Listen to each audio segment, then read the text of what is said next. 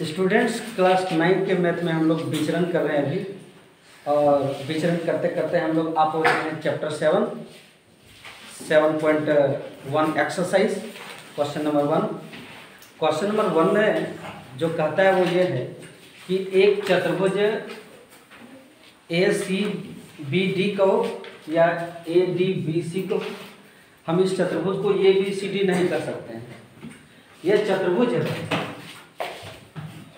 ACBD कहें या ABBC कहें, ABCD लगातार नहीं बोल देना क्योंकि लिखने का जो ऑर्डर है वो उस तरह से।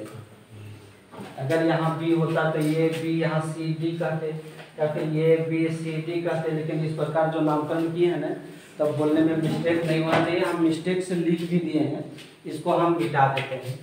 चतुर्भुज ABCD नहीं है, ACBD है यहाँ पर, इसको C यहाँ करते हैं और B यहाँ करते हैं। तो क्लियर हो गया नहीं? ACBD इस चतुर्भुज में क्या दिया गया है? दिया गया है कि AC is equal to AD। ये जो AC भुजा है और AD भुजा ये दोनों बराबर दिया हुआ है, ठीक है। AB जो है इस चतुर्भुज का विकर्ण कर सकते हैं। विकर्ण किसे कहते हैं? नहीं, चतुर्भुज के एक सिर से उसके सम्मुख भुजा को मिलाने वाले रेखाखंड को विकर्ण कहते हैं ना। तो इस चतुर्भुज में A और B दोनों आमने सामने की शीर्ष हैं, नहीं तो इन दोनों शीर्षों को मिलाया गया AB। लेकिन ये AB जो है ना वो इस एंगल को दो बराबर भागों में बांट रहा है। ये भाग और ये भाग बराबर है, समविभाजित कर रहा है।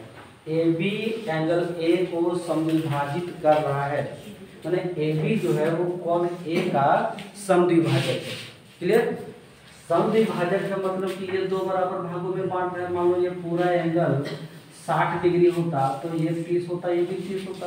दो बराबर भागों में बांटने का वही मतलब हुआ ना, ठीक है। अब इतना तो दिया हुआ है, उसके बाद हमको प्रूव करना है कि ट्रायंगल ABC ऊपर का जो भाग है सो और ट्रायंगल ABD नीचे का, यानी ABC ABD इन दोनों को सर्वांगसम करना है। फिर कहता है कि BC भुजा और BD भुजा में क्या संबंध है। अब BC भुजा और BD भुजा के बारे में आप क्या कर सकते हैं? CPCT लगा देंगे हम और उसको बराबर कर देंगे। तो देखते हैं, प्रमाण करते हैं यहाँ से। प्रमाण, दोनों त्रिभुज को लो। कौन सा त्रिभुज? ABC और एक और त्रिभुज जो दिया हुआ है वो है ABD। इन दोनों त्रिभुज में सांकेतिक रूप को देखते हुए अगर हम इसके भुजाओं और कोण को बराबर करें तो याद करो कि AC भुजा इसका लिए थे हम, AC भुजा तो AC ये शीर्ष और ये शीर्ष, इसे A और D लेना होगा हमको ना, तो हम AD ले लिए। ये है दिया हुआ है प्रश्न में, ये दिया हुआ है AC is equal to AD।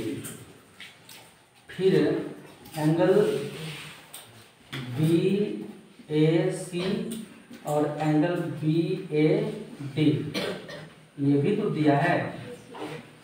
कहाँ दिया है? AB कोण A को समविभाजित कर रहा है तो BAC मतलब ये कोण और DAC मतलब ये कोण, ये दोनों कोण आपस में बराबर है। क्लियर? आगे बढ़ते हैं। एक भुजा AB जो है, यहाँ से AB लेंगे तो यहाँ से भी AB लेंगे। AB is equal to AB कहने का मतलब कि ये जो है वो उभयनिष्ठ है, दोनों ट्रायंगल में कॉमन है ये, ठीक है। AB भुजा त्रिभुज ABC में भी है और त्रिभुज ABD में भी है। तो यहाँ पर सर्वांगसमता का एक कसौटी लागू हो रहा है, SAS, दो भुजा और उसके अंतर्गत कोण। इस त्रिभुज का ABC त्रिभुज में ये भुजा और ये भुजा और उसके अंतर्गत ये कोण। ABD त्रिभुज में ये और ये, फिर उसके अंतर्गत कोण। तो SAS से SAS को हम लोग अभिगृहित 7.1 में देखे थे, नहीं तो 7.1 अभिगृहित नहीं लिखेंगे, लिख देंगे तो अपराध नहीं है। नहीं, लेकिन हमको ये चीज़ लिखना है कि किस कसौटी से हम सर्वावसन कर दें। तो दो भुजा और उसके अंतर्गत कौन आ गया, तो दो भुजा और उसके अंतर्गत कौन, एस ए एस बना। तो यहाँ पर लिखेंगे एस ए एस से त्रिभुज ए बी सी सर्वांग सम त्रिभुज ए बी डी। इतना प्रूव करने के बाद क्वेश्चन में आगे कहता है कि बी सी और बी डी के बारे में आप क्या कहेंगे। बी सी और बी डी, तो यहाँ बी सी भुजा ले लो और यहाँ पर बराबर बी डी भुजा कर दो।